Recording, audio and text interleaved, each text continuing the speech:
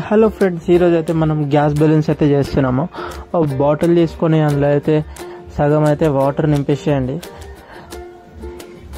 Water నింపిన తర్వాత మనం టాబ్లెట్స్ ఉంటాయి కదా, పాత టాబ్లెట్ షీట్స్ అవి అయితే తీసుకొని సిల్వర్వి చిన్నగా ఇంకా ఫోల్డ్ చేసుకొని అన్నీ కొద్దిగా ఎక్కువ చేసుకోవాలి.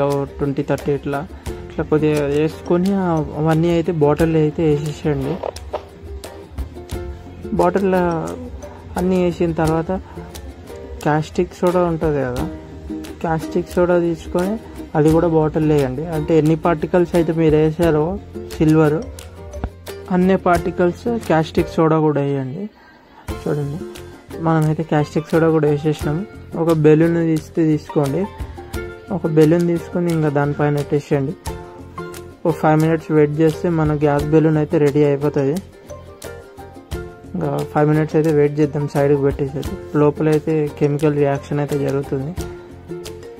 కొద్దిసేపు అట్లా ఆడుకున్న తర్వాత ఇంకా 5 minutes ఇట్లా సైడ్కి అయితే పెట్టేసేయండి. పెట్టేసిన తర్వాత ఇట్లా పెద్దగా అయితే అయిపోయింది. కొద్దిసేపు తర్వాత అయితే ఒక దారం తీసుకొని దానికైతే కట్టేసి తీయండి. ఇంకా ఎగిరిపో.